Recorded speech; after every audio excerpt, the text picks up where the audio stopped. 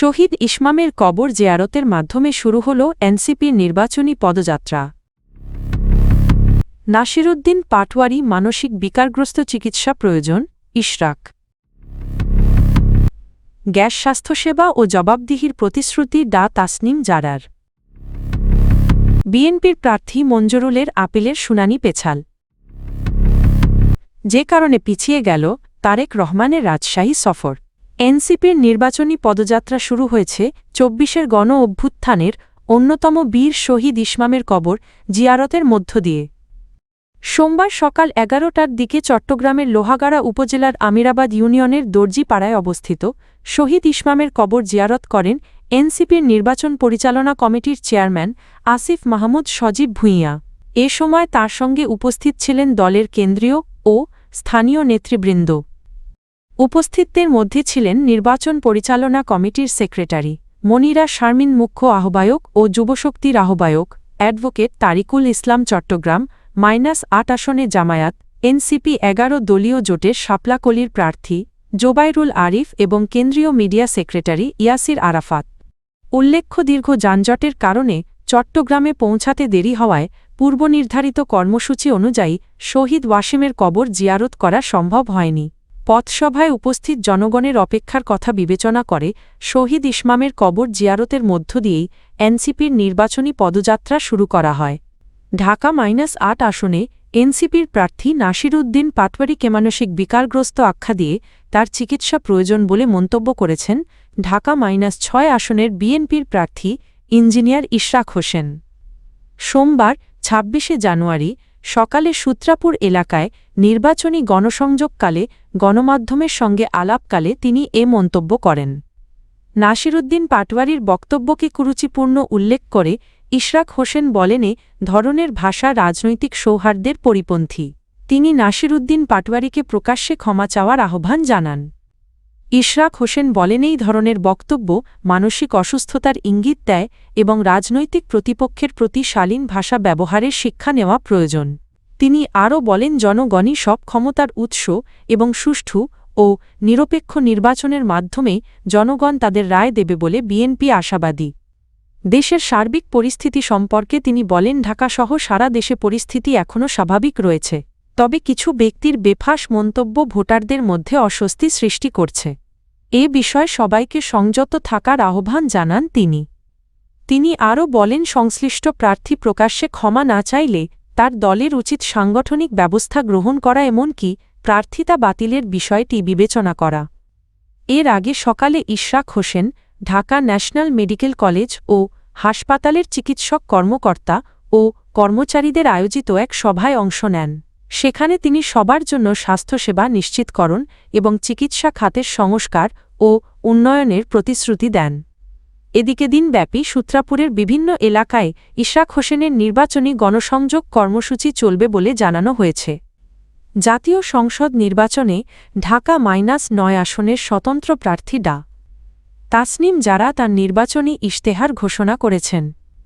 গতকাল শনিবার সামাজিক যোগাযোগ মাধ্যম ফেসবুকে ফুটবল প্রতীক নিয়ে প্রতিদ্বন্দ্বিতাকারী এই চিকিৎসক তার ইশতেহার প্রকাশ করেন। এতে গ্যাস সংকট, জলাবদ্ধতা, স্বাস্থ্যসেবা, নিরাপত্তা, শিক্ষা, কর্মসংস্থান এবং সংসদ সদস্যের জবাবদিহিসহ এলাকার মৌলিক সমস্যাগুলোকে অগ্রাধিকার দেওয়া হয়েছে। ইশতেহারে ডা তাসনিম জারা বলেন, দীর্ঘদিন ধরে অবহেলিত ঢাকা -৯ আসনের বাসিন্দারা গুলশান বনানীর মতোই কর ও বিল পরিশোধ করলেও সেবার ক্ষেত্রে বৈষম্যের শিকার হচ্ছেন। রাষ্ট্র এই এলাকার মানুষকে কেবল রাজস্ব আদায়ের উৎস হিসেবে দেখছে বলেও অভিযোগ করেন তিনি। নিজেকে পেশাদার রাজনীতিবিদ নয়বরঙেই এলাকার মেয়ে হিসেবে পরিচয় দিয়ে তিনি বলেন, ঢাকা -৯ এলাকায় অবহেলার দিন শেষ। গ্যাস, সড়ক ও জলাবদ্ধতার সমস্যা তুলে ধরে তিনি বলেন, নিয়মিত বিল পরিশোধের পরও বাসাবাড়িতে গ্যাস পাওয়া যায় না, যা এক ধরনের প্রতারণা। জলাবদ্ধতা, বর্জ্য ব্যবস্থাপনার দুরবস্থা এবং ভাঙাচোরা রাস্তার কারণে এলাকাবাসীর দুর্ভোগের কথাও ইশতেহারে উল্লেখ করা হয়। সমাধান হিসেবে তিনি সংসদে সেবা না দিলে বিল নয়নীতির পক্ষে আইন প্রস্তাবের কথা জানান। পাশাপাশি এলপিজি সিন্ডিকেট ভেঙে ন্যায্য দামে গ্যাস সরবরাহ নিশ্চিত করার ড্রেনেজ ব্যবস্থার আধুনিকায়ন, বর্ষার আগে খাল ও ও নর্দমা পরিষ্কার এবং আধুনিক বর্জ্য ব্যবস্থাপনা চালুর প্রতিশ্রুতি দেন। রাস্তা খুঁড়ে কাজ ফেলে রাখলে সংশ্লিষ্ট ঠিকাদারকে জরিমানার আওতায় আনার কথাও জানান তিনি। স্বাস্থ্য খাতে মুগদা হাসপাতালে জনবল বৃদ্ধি, আধুনিক যন্ত্রপাতি সচল রাখা এবং হাসপাতাল ব্যবস্থাপনায় জবাবদিহি নিশ্চিত করার অঙ্গীকার করেন ডাই তাসনিম জারা। কুমিল্লা ৪ আসনে বিএনপির প্রার্থী মঞ্জুরুল আহসান মুন্সির মনোনয়ন বাতিল সংক্রান্ত মামলায় হাইকোর্টের আদেশের বিরুদ্ধে করা আপিল আবেদনের শুনানির জন্য আগামী ২৮শে জানুয়ারি দিন নির্ধারণ করেছেন আপিল বিভাগ। সোমবার ২৬শে জানুয়ারি প্রধান বিচারপতির নেতৃত্বাধীন আপিল বিভাগের পূর্ণাঙ্গ ও নিয়মিত বেঞ্চে আদেশ দেন। এর আগে মনোনয়নপত্র বাতিলে নির্বাচন কমিশনের সিদ্ধান্তের বৈধতা চ্যালেঞ্জ করে দায়ের করা রিট হাইকোর্ট খারিজ করেন। ওই আদেশের বিরুদ্ধে আপিলের আবেদন করেন মঞ্জুরুল আহসান মুন্সি। সোমবার আপিল বিভাগের চেম্বার জজ আদালত শুনানির জন্য পরবর্তী দিন ঠিক করেন, যা পরে পূর্ণাঙ্গ বেঞ্চে ২৮শে জানুয়ারি ধার্য করা হয়। গত ২১শে জানুয়ারি বিচারপতি রাজিক আল জলিল ও বিচারপতি মো. আনোয়ারুল ইসলামের সমন্বয়ে গঠিত হাইকোর্ট বেঞ্চ মঞ্জুরুল আহসান মুন্সির রিট খারিজ করে আদেশ দেন। সেদিন তার পক্ষে শুনানি করেন অ্যাডভোকেট আহসানুল করিম, ব্যারিস্টার হামিদুল মিসবাহ ও অ্যাডভোকেট সাইফুল্লাহ আল মামুন। উল্লেখ্য, গত ১৭ই জানুয়ারি রাজধানীর আগারগাঁওয়ে শুনানি শেষে জাতীয় নাগরিক পার্টি এনসিপি ও জামায়াতসহ ১০ দলীয় জোটের প্রার্থী হাসনাত আবদুল্লার আপিল মঞ্জুর করে নির্বাচন কমিশন। এর ফলে ঋণ খেলাপির অভিযোগে মঞ্জুরুল আহসান মুন্সির মনোনয়নপত্র বাতিল করা হয়। রাজশাহীতে বিএনপির চেয়ারপারসন তারেক রহমানের নির্বাচনী সমাবেশ একদিন পিছিয়ে আগামী বৃহস্পতিবার অনুষ্ঠিত হবে। নতুন সূচি অনুযায়ী তিনি ২৯শে জানুয়ারি রাজশাহীতে সমাবেশে বক্তব্য দেবেন।